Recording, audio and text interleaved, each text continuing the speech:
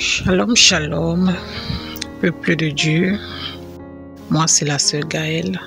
Je viens une fois de plus avec un témoignage.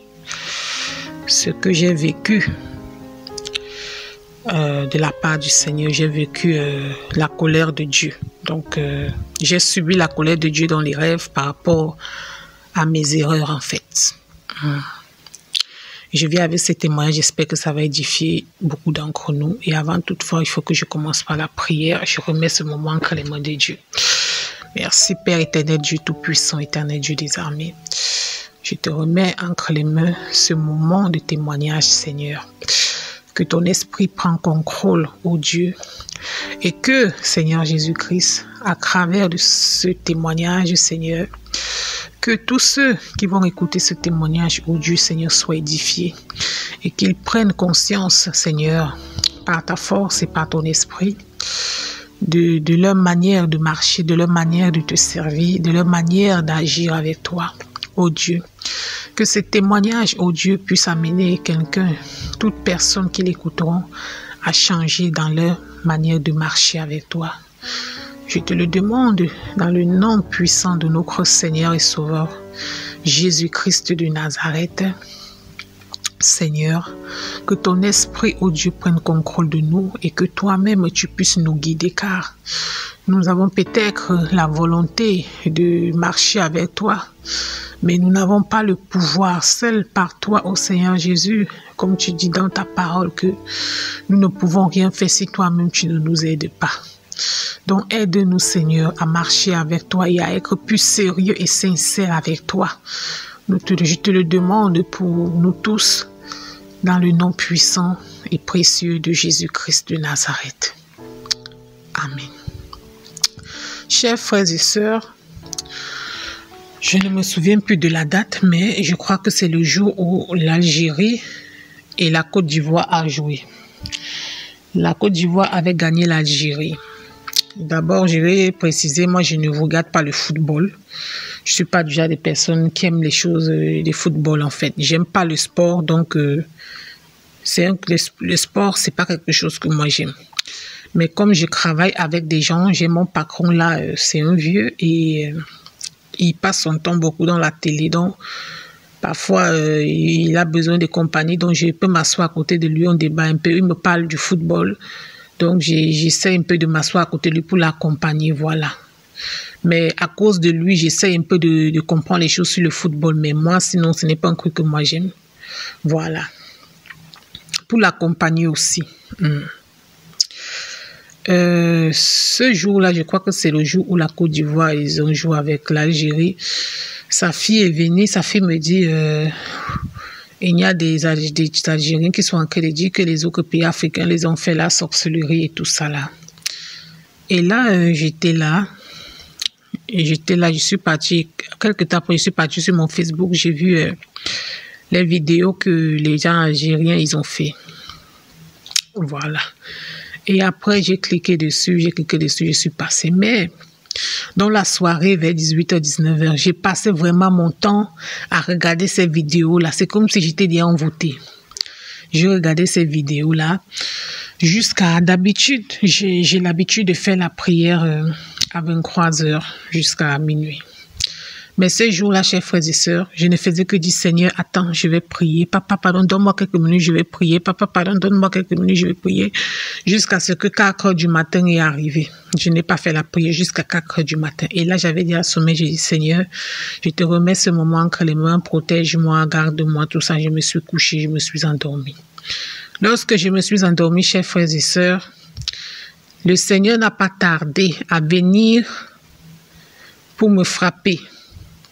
Le Seigneur n'a pas tardé à venir pour m'avertir, à venir exprimer sa colère. Chers frères et sœurs, je me suis couchée, j'ai rêvé que j'étais dans la chambre, j'étais couchée. J'étais moi un peu en haut et il y avait d'autres gens qui étaient couchés. Et après, il y avait mon petit frère un peu de l'autre côté. J'étais couchée, il y avait un peu le noir, donc c'est comme si on avait éteint un peu la lumière. Il y avait un petit truc qui éclairait. Et là, j'entends une voix qui parle, c'était un peu devant, mais je voyais du côté où la voix venait, parce qu'il y avait un truc, j'ai un peu oublié, un truc qui était un peu vers devant.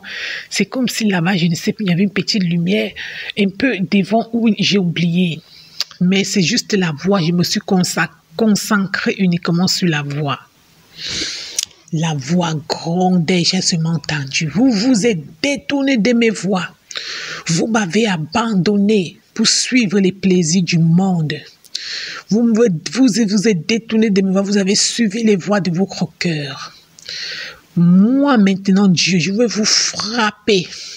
Vous êtes détourné des voix de votre Dieu pour suivre les choses du monde, les plaisirs du monde, les convoitises de votre cœur. Maintenant, moi, je vais vous frapper. Je vais vous frapper. Je vais tous vous frapper. Mes frères et sœurs, la voix était terrible. Personne ne peut supporter la voix de Dieu. J'ai dit, personne ne peut supporter la voix de Dieu. La voix de Dieu est d'une force terrible. Si toi, tu suis la voix de Dieu, tu restes en vie, c'est que c'est Dieu qui c'est la volonté de Dieu. Dieu a dit que c'est sa volonté. Mes chers frères et sœurs, la voix là était terrible. Là où j'étais couché là, j'attendais seulement ma mort. Lorsque j'ai entendu cette voix, j'ai commencé à me confesser dans les rêves. Dans mon cœur, c'était Seigneur, pardonne-moi. Si je meurs maintenant, pardonne-moi, mon Dieu. Ne laisse pas mon âme partir en enfer parce que j'ai été laissé pour aller suivre les choses là. Si je meurs maintenant, Seigneur, amène mon âme avec toi. Je parlais comme ça dans mon cœur. Je ne pouvais pas parler à haute voix. Mon corps, je sentais mon corps trembler dans les rêves. Je sentais, c'était terrible, mes frères et sœurs. J'étais sur le malade à mon cœur. Seigneur, pardonne-moi. Pardonne-moi. Seigneur, si je meurs, amène-moi, s'il te plaît, ne me laisse pas. Si je meurs, ne me laisse pas aller en enfer. La voix grondait. La voix grondait. Il grondait, il disait de tout. Vous m'avez abandonné. Vous vous êtes éloigné de moi. Moi, votre Dieu. Maintenant, je vais vous frapper. Et mes frères et sœurs, mon petit frère, il était couché de l'autre côté. Il y avait les gens, il y avait quelques personnes qui étaient couchées entre moi et lui. J'entendais la voix de mon petit frère. Donc c'est comme ça qu'il faisait. Il gémissait. Donc au fur et à mesure que la voix parlait, c'était comme si l'âme de nous tous qui étions, c'était comme si notre âme devait sortir de nous. Donc, quand, au fur et à mesure que la voix parlait, je sentais comme si mon âme va sortir de moi, comme si mon souffle allait s'arrêter. Ainsi que pour mon petit frère, je ne pouvais même pas dire à mon petit frère qu'il n'est pas peur. Personne ne pouvait ouvrir sa bouche là. Mon petit frère ne supportait pas. Il n'a pas supporté la voix là. C'était comme si son âme devait sortir de son corps. Mes frères et sœurs, soyons sincères avec Dieu. Soyons vrais avec Dieu. S'il y avait encore quelqu'un là qui était un peu faux, surtout quand tu connais déjà Dieu et tu veux faire ce genre de choses, mes frères, sachez que moi, la manière que je cherche Dieu, la manière que je mets Dieu devant, moi parce que je connais déjà Dieu, même si je suis encore un bébé spirituel, je connais Dieu, je connais ce qui ne veut pas que je fasse, je connais. Il y a bébé spirituel et bébé spirituel. Il y a bébé spirituel que Dieu même sait qu'ici, là, celle-ci-là, ne connaît encore, elle est encore dans le monde. Mais moi, je suis peut-être bébé spirituel, mais je connais beaucoup de choses dans les choses de Dieu. Je sais que non, ça, je ne peux pas faire. Et c'est ça qui rend encore plus Dieu en colère parce que j'étais là en train de suivre ces vidéos-là. Je disais, Seigneur, attends. Seigneur, attends. Seigneur, attends, je vais prier. Donc, moi, je fais attendre. Dieu n'est pas là-dedans. Dieu ne veut pas que tu le fasses attendre. Quand son heure arrive, tu dois le donner. Tu dois le servir. Oui, si tu as promis quelque chose à Dieu, il faut le lui donner. Si tu as dit à Dieu que c'est comme ça, il faut faire. Surtout, j'ai dit surtout quand tu connais déjà Dieu. Peut-être pour un païen qui est encore dans le monde, qui est en train de venir à Dieu, Dieu ne va pas agir de la même manière. Il y a une différence. Dieu dit, il tient compte des temps d'ignorance. Dieu connaît quand tu es ignorante. Dieu connaît aussi quand tu n'es pas ignorante. Parce que ce jour-là, j'ai abandonné Dieu. J'ai d'abord dit, Dieu, attends, poursuivre-moi mes voies. Poursuivre ce que j'ai envie de voir. Et j'ai passé le temps jusqu'à le temps de la prière, tout fini. Mes frères et sœurs, quand je me suis réveillée de là, c'était terrible, mes frères et sœurs. Quand, dans le passage de la Bible, je crois que c'est dans les autres, quand les enfants d'Israël sont partis au rendez-vous de Dieu avec Moïse, lorsque le Seigneur a commencé à parler, les enfants d'Israël, ils ont dit qu'ils ne voulaient pas que le Seigneur leur parle, qu'ils préféraient que c'est Moïse lui-même qui leur parle. lorsque le Seigneur avait donné rendez-vous aux enfants d'Israël avec Moïse.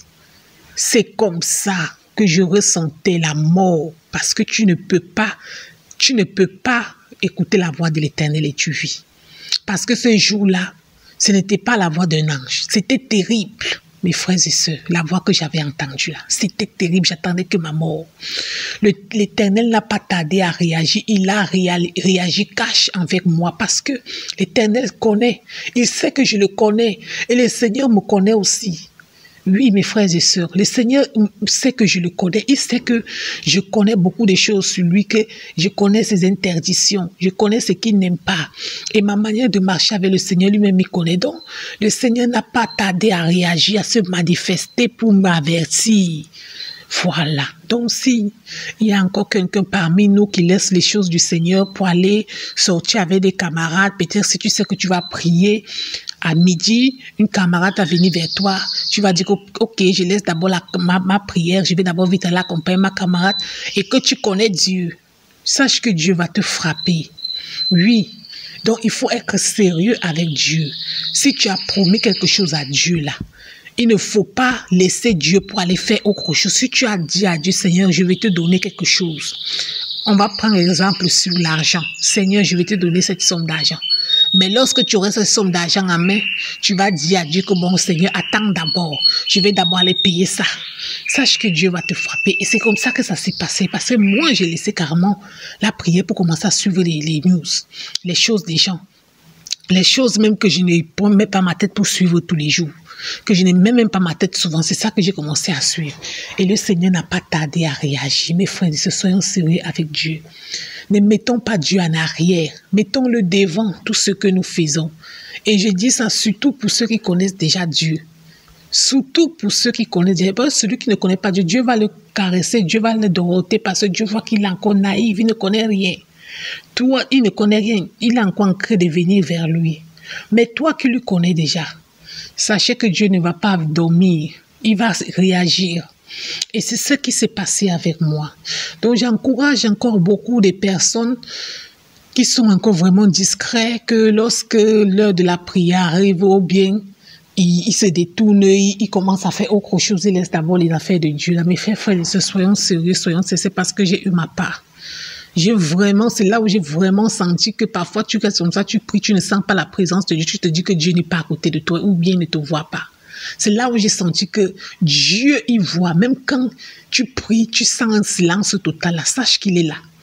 Donc vraiment, Dieu n'est pas là. Il refuse qu'on le fasse attendre. Parce que la manière qu'il a réagi dans ce rêve-là, tu sentais que sa colère avait débordé les limites.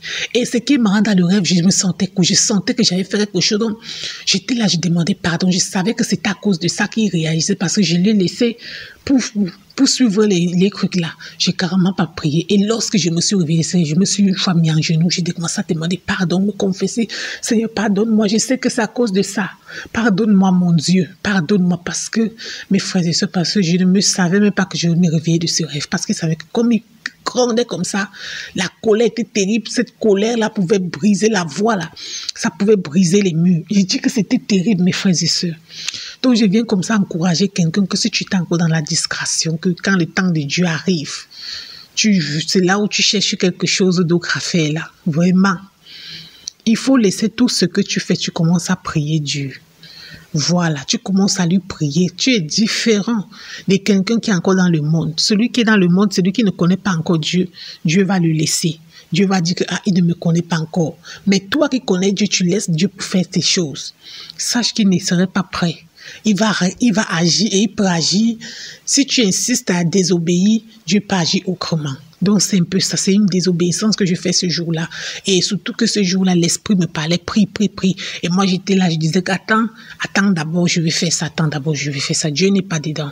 Donc c'était juste ce message que je venais pour édifier quelqu'un et pour que si une personne parmi nous est encore dans ce genre de situation, que ce message puisse l'aider aussi à prendre conscience.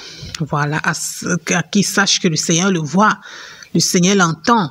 Donc, s'il a fait une promesse à Dieu et que s'il marche avec le Seigneur et que il veut être, et toujours dans les distractions, qu'il sache que le Seigneur le voit et qu'il faut qu'il arrête, qu'il soit sincère, qu'il soit sérieux avec Dieu.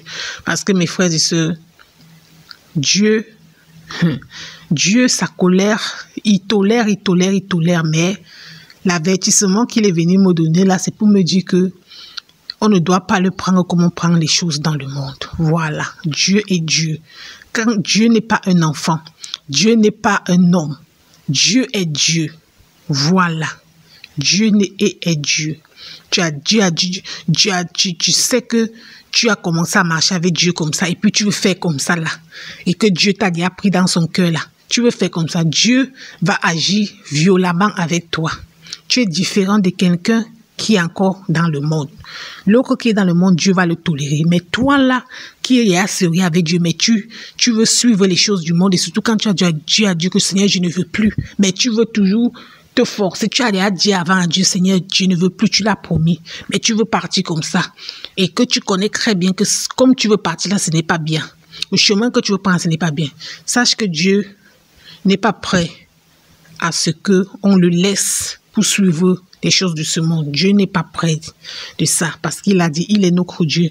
On lui a abandonné pour suivre les choses du monde. C'est ce qu'il a dit. Et maintenant, il va nous frapper. Je sais que c'est par rapport à ce que j'ai fait.